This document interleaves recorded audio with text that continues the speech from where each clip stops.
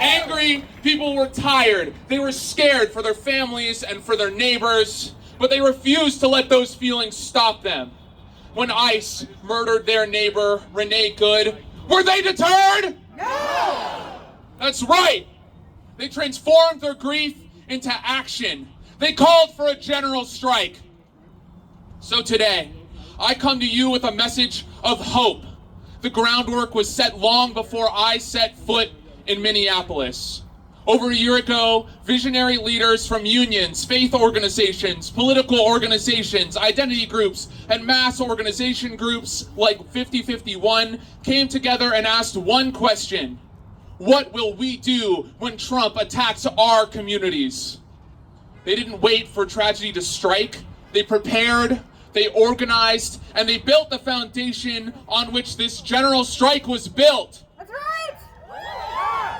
The murder of Renee Good may have been a catalyst, but the people were already ready.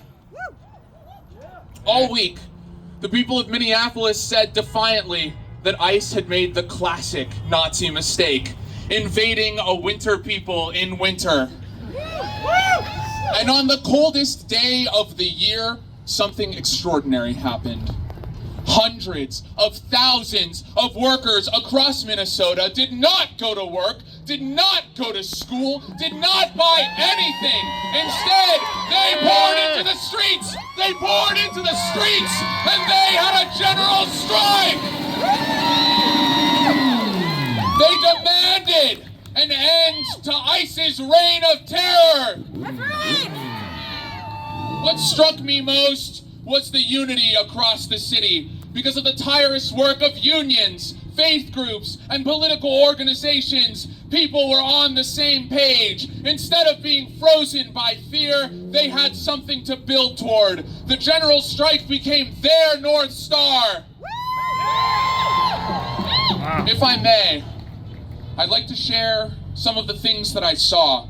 Stories that prove that we are stronger than we know, that I hope will set you on fire the way they've set me on fire these past 2 days. On Tuesday afternoon, we assisted a group called Unidos in approaching small business owners to urge them to close their stores on Friday. By this point, over 150 businesses had already committed to closing, and every business had already been approached multiple times. At a storefront that was part of a small local chain, workers told us something inspiring. They had organized a store and demanded that their bosses close their location on Friday. And when they were told in no uncertain terms that their location would not be closing, they did not give up. They reached out to workers at nearby locations and began organizing as a group. On Friday, every single location of that chain was closed.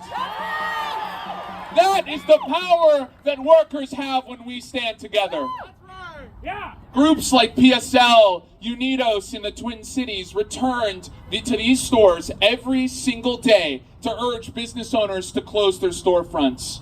That, combined with pressure from employees, turned the tide. By Friday, nearly 1,000 businesses closed their doors. 1,000 businesses. Unions poured their hearts into making this happen. The teachers union organized a mass call out that shut public schools down. The largest service workers union called and texted nearly all of its members, urging them to take a sick day and march in the streets with us on Friday. Over 100 members of this union had been waking up early every single day to drive their immigrant neighbors to work because they were too scared to drive themselves. On Friday, thousands of workers from that union called off work and joined us in the streets of Minneapolis.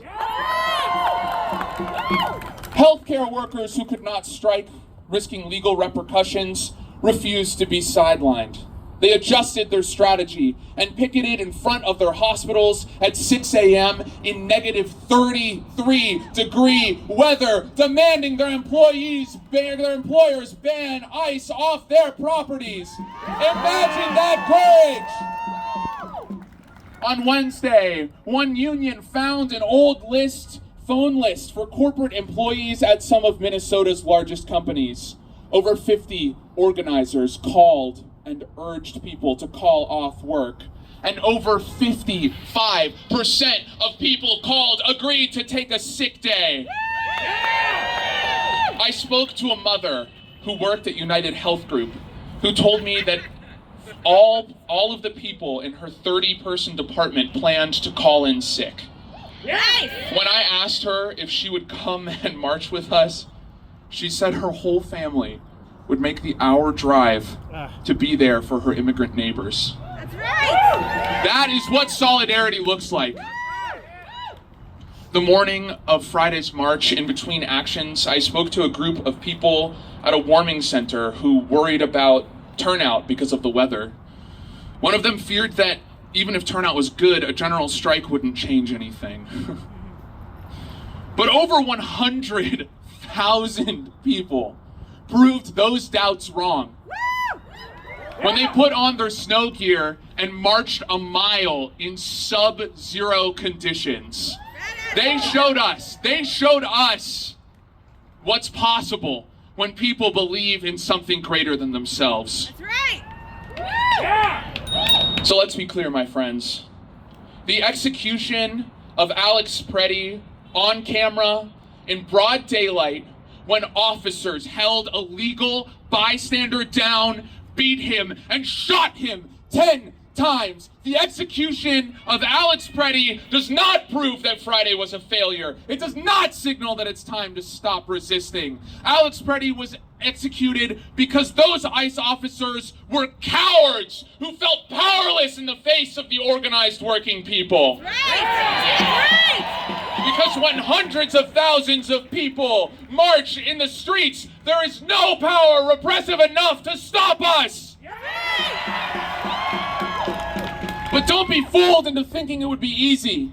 Those people did not simply appear on the streets on Friday. It took mass organization. They showed up because their pastors, their rabbis, their imams urged them to go march. Because their unions called them and urged them to go march. Because 5051, the Women's March, and Indivisible sent mass communications urging them to march. Because PSL and other political organizations hit the streets and urged them to march. It was the collective work of these organizations, working in tandem despite our differences, that shut down the state of Minnesota! Every leader I worked with at every organization made one thing clear. This isn't a question of if, it's a question of when. Every one of them urged us to start laying the groundwork right now. ICE is already here. ICE is already terrorizing our communities. So the question isn't whether we need to start building for a general strike, but how long do we have? When the time comes, I know that we will be ready to have a general strike here in Portland. But it won't happen spontaneously. It will take all of us, every single one of us in this crowd. Yeah. Now is not the time to let your fear, your anger, and your grief hold you in inaction. Let that fire drive you to take a stand. Now is not the time for excuses. Our communities are under attack right now. Yeah. Now is the time to join an organization. We've seen the power that working people have when we're organized. Now is not the time to debate. Now is the time to organize. Alex Pretti's life mattered. Renee Good's life mattered. Silverio Villegas' life mattered. And we honor them, not with silence, but with action. The people of Minnesota showed us the way. Now it's our turn. It is our duty. It is our right. Strike, strike, strike, strike. It is our duty. It is our right. Strike. Strike, strike, strike. It is our duty. It is our right. Strike, strike, strike, strike. It is our duty. It is our right. Strike, strike, strike, strike. When immigrant rights are under attack. attack, what do we do? When immigrant rights are under attack, what do we do? Stand up, fight back. Jamie. Yeah. Nice What to do meet we you. do? Can you let me know? No justice, no peace. No ICE or police. No justice, no peace. No ICE or police.